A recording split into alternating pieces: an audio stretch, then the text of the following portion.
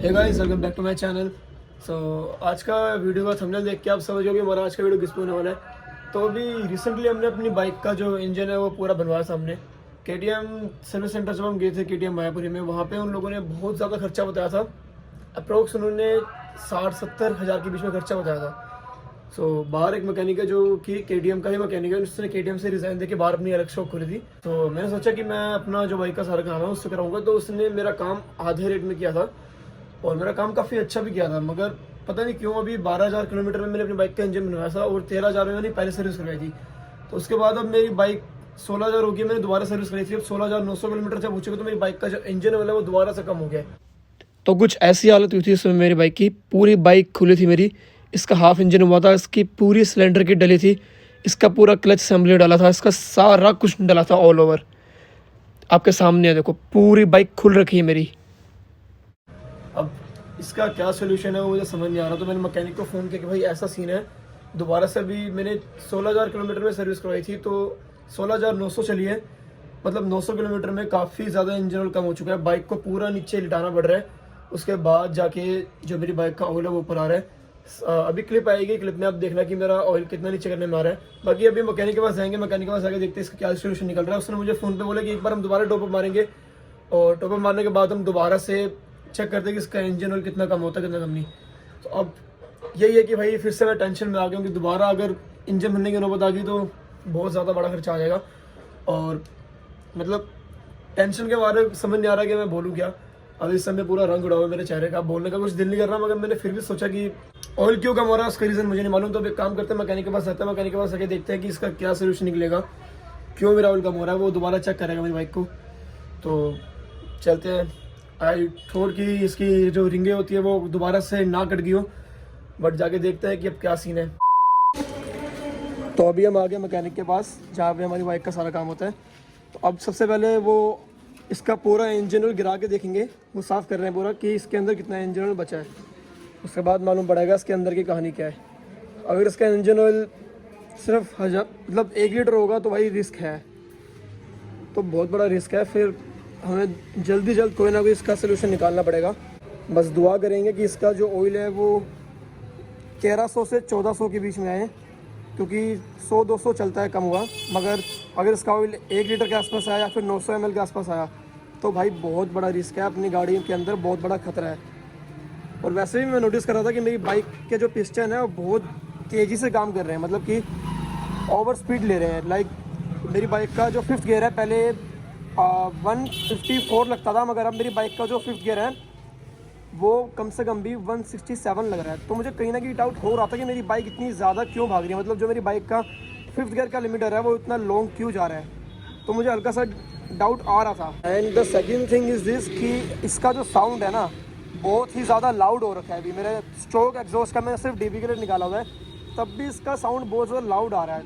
तो ये भी एक सिम्टम होता है कि आपका इंजन ऑयल कम हो रहा है। जब आपकी गाड़ी का इंजन ऑयल कम होगा तो आपकी गाड़ी थोड़ी और खुल के भागेगी और साथ में आपका जो साउंड है थोड़ा और हैवी हो जाएगा। तो ये 2 सिम्टम मुझे अपनी बाइक के अंदर दिख रहे हैं और ऑयल जो है वो भी बहुत कम आ रहा है। तो अब देखते हैं कि मेरी बाइक के अंदर कितना ऑयल निकलता है। भाई दुआ करो कि कम से कम 1200 तो निकले। तो देखो ऑयल निकाला जा रहा है। मेरे दिल की जो धड़कन है वो बहुत ज़्यादा तेज़ हो रही है धीरे धीरे। बाकी कोई बात नहीं, देखते हैं। तो भाई ऑयल अपना बाहर आ गया, ऑयल की कंडीशन ऐसी है अपनी। और अब चेक कर रहे हैं कि कितना हमारा ऑयल इसके अंदर है। ये कितना लीटर का बोतल है भैया? ये 12-13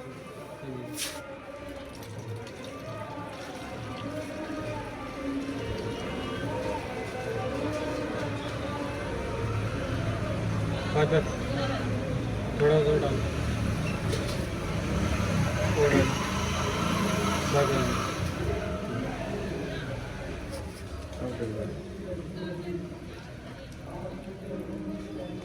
तो पूरा ऑयल इसके अंदर आ गया। और ये कितना लीटर का भैया? 13-14 निकलेगा।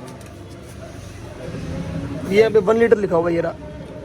1 लीटर यहाँ तक होता है, ये यहाँ तक भर गया। देखते हैं जरा फिर कितना अपना भरा। ये ऑयल बहुत ज़्यादा गर्म हो रखा है।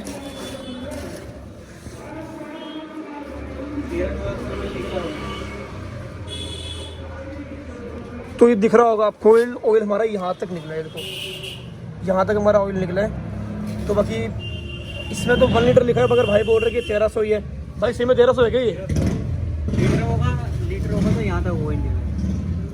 लीटर होगा, लीटर यहाँ तक आता है। लीटर यहाँ तक आता है। और ये डब्बा यहाँ तक बना मगर फिर भी कम तो है भाई, बहुत कम है। है। थोड़ा सा नहीं, बहुत कम है, क्योंकि 1.7 लीटर का इसका बोतल आता है और हमने लास्ट टाइम पूरा बोतल इसमें अंदर डाला था, तो मतलब 700 ml कम हुआ है पूरा।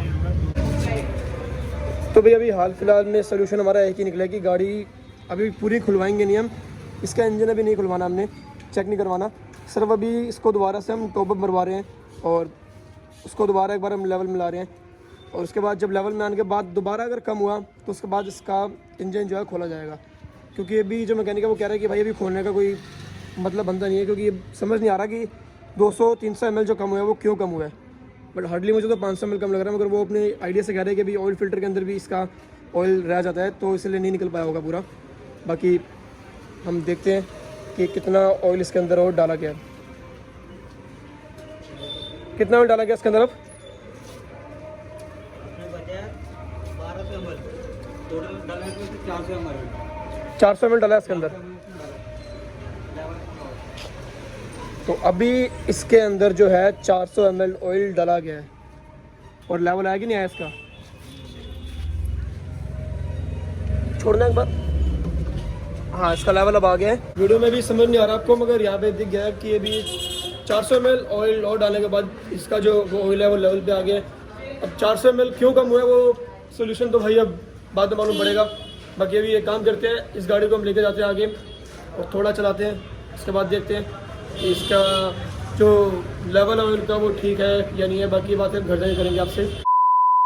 तो अभी हम घर पहुंच गए हैं और अभी तो मालूम नहीं भाई मेरी बाइक का क्या कंडीशन है, क्योंकि अभी उन्होंने दोबारा से टॉपअप किया है। ऑयल निकाला था, आइडिया नहीं कि 900 ml निकला या 1 लीटर निकला है, मगर वही है मेरा जितना मेरा आइडिया था, अब रिस्क है अब, क्योंकि 900 ml के आसपास ऑयल निकला तो थोड़ी सी टेंशन हो रही है मुझे।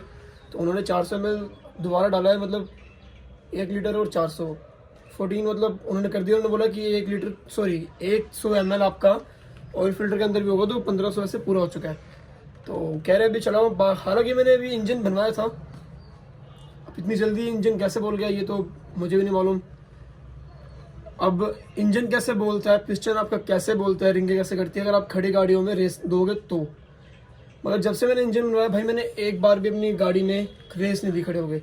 अब ऑब्वियसली यार KTM में तो KTM भगाएंगे, ये भगाई मैंने बहुत है नो डाउट।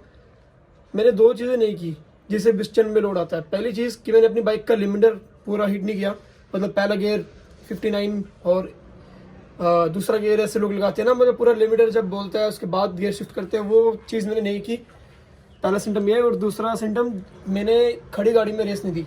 तो ये 2 ही लॉजिक होते हैं कि आपका जो पिस्टन में लोड आ रहा है तो आपकी जो बाइक की रिंग है वो कट जाती है। तो ये दोनों चीज़ें मैंने नहीं की, तो उसके बावजूद भी मेरी बाइक में अगर ये प्रॉब्लम आ रही है तो फिर इसका सारा का सारा जिम्मेदारी मेरी नहीं है। जिसने काम किया मेरी बाइक का, सारी जिम्मेदारी उसकी है कि इसने कैसा काम किया है। अब बाकी देखते हैं। उसने बोला कि 400 किलोमीटर और चलाओ, अगर दोबारा ऑयल कम हुआ तो फिर चेक करेंगे इंजन में क्या दिक्कत है। बाकी यार दुआ करना कि मेरी बाइक ना खुले, क्योंकि पहले खुल चुकी है। बहुत दर्द हुआ था यहाँ मेरे, हाँ यहाँ पे बहुत दर्द हुआ था। अभी समझ नहीं आ रहा मैं हंसूं या रोऊं, क्योंकि मेरी इस समय कंडीशन जो है ना अंदर से काफ़ी खौफनाक है। ये कंडीशन बहुत खौफनाक होती है, ये सिर्फ बाइकर्स ही समझ पाएंगे, बाकी लोग नहीं समझ पाएंगे। और स्पेशली 390 वाले जिनके पास 390 है और जो इस हालात से निकल चुके हैं, वो मेरी बात समझ पाएंगे प्रॉपरली, वो मेरा पेन समझ पाएंगे अभी। क्योंकि इसके जो पार्ट्स होते हैं बहुत ज़्यादा महंगे होते हैं, सस्ता कुछ भी नहीं है। इसका एक छोटा सा पार्ट भी 1000 रुपये से शुरुआत होता है। तो 40,000 मेरी बाइक में पहले लग चुके हैं इंजन में। अब मैं नहीं चाहता कि यार दोबारा मेरी बाइक में इतना खर्चा है, नो मोर। मुझे इतना खर्चा दोबारा अपनी बाइक पे नहीं करना। और मैंने अपनी बाइक में ऑलरेडी इतनी मॉडिफिकेशंस कर ली है कि अब तो मेरा दिल ही नहीं है इसको बेचूँ मैं। अगर मैंने अपनी बाइक में इतनी मॉडिफिकेशन ना की होती तो मैं शायद इसको बेच देता अभी OLX वगैरह में, या कहीं पे भी इसको मैं निकाल देता गाड़ी को मैं। क्योंकि अगर ये गाड़ी दोबारा परेशान कर रही है तो मैं इसको निकाल देता। मगर इतना प्यार बन गया है, तुम लोग मेरी बाइक को पसंद कर रहे हो, तुम लोगों ने इतना प्यार दिया मेरी बाइक को, और मैंने इतने प्यार से अपनी बाइक पूरा मॉडिफाई किया है, तो इतनी आसानी से हम भी गिव अप नहीं करेंगे। हम भी इसको धक्का मार के निकालेंगे नहीं, कुछ तो उसका सोल्यूशन निकालेंगे हम। तो देखते हैं इसका क्या सोल्यूशन निकलता है। बाकी कुछ कहने का दिल नहीं है, बस मैं ये बोलूँगा कि मेरा कुछ भी कहने का दिल नहीं है अभी। सो बाकी अपडेट आपको मिलता रहेगा वीडियो में। स्टे ट्यून रहना, मतलब मेरे चैनल में स्टे ट्यून रहना। सो होप आपको ये वीडियो अच्छा लगा होगा, थोड़ा इन्फॉर्मेटिव लगा होगा। अगर वीडियो थोड़ा बढ़िया लगा हो तो वीडियो को लाइक कर देना। आज एंडिंग भी नहीं हो रही मुझसे, तो कोई नहीं, मिलते आपको अपनी न्यू वीडियो के साथ। तब तक के लिए बाय बाय, टेक केयर।